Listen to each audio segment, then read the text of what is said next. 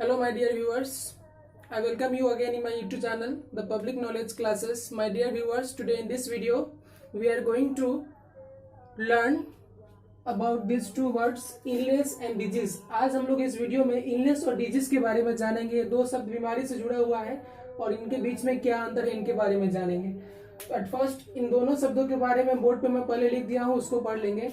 Illness और disease का समान रूप से प्रयोग हो सकता है, यानी कि एक समान रूप से ये दोनों प्रयोग हो सकते हैं. तथापि डिजीज उस रोग को कहते हैं जिसकी निश्चित नाम हो, यानी कि डिजीज उस रोग को कहते हैं जिसका कुछ नाम हो. जैसे कि कोविड-19 क्या एक डिजीज है क्योंकि उसका नाम है, और निश्चित लक्षण हो, यानी कि डिजीज उस रोग को कहते हैं जिसका कोई नाम हो और निश्चित लक्षण हो. डिजीज बैक्टीरिया, वायरस आदि के कारण होते हैं. अंडरस्टैंड? डिजीज बैक्टीरिया और वायरस आदि के कारण होते हैं तथा प्रायः संक्रामक होते हैं. संक्रामक मतलब होता है ट्रांसमिसेबल. ट्रांसमिसेबल मतलब एक जगह से, एक शरीर से दूसरे शरीर में जाने वाले डिजीज को ट्रांसमिसेबल कहते हैं. और इलनेस का तात्पर्य है साधारण रोग या वह अवधि जिसमें कोई व्यक्ति बीमार रहा हो. यानी कि डिजीज और इलनेस में क्या अंतर है? डिजीज का नाम होना चाहिए या उसका कुछ लक्षण होना चाहिए. डिजीज ट्रांसमिसेबल होता है, संक्रामक होता है, और इलनेस का तात्पर्य है साधारण रोग या वह अवधि जिसमें कोई व्यक्ति बीमार रहा हो.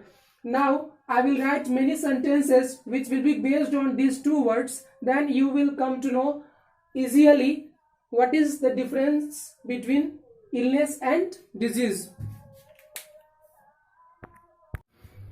My dear viewers, अभी जिस डिजीज से पूरा दुनिया स्टैंड स्टिल है उस डिजीज का नाम है कोविड-19. पहले कोविड-19 के बारे में जान लेते हैं कि क्या है संक्षेप में.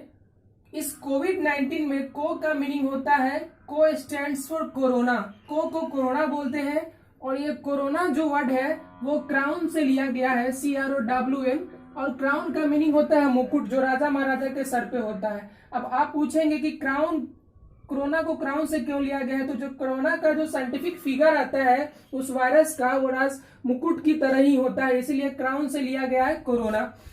इस कोविड-19 में VI स्टैंड्स फॉर वायरस, तो हो गया आपका corona virus. And D stands for disease, यानी कि corona virus disease. And 19 stands for 2019, यानी कि जो कोरोना वायरस डिजीज का इमर्ज कब हुआ था, तो वह 2019 के अंत में चाइना के वुहान शहर में हुआ था. तो आप जान सकते हैं कि डिजीज क्या होता है. DISEASE, डिजीज उस इलनेस को कहते हैं जिसका कोई नाम होता है, जिसका कोई लक्षण होता है, और वो ट्रांसमिसेबल होता है. यानी कि वायरस HIV भी क्या है, एक डिजीज है, ये भी वायरस है और ये भी ट्रांसमिसेबल है.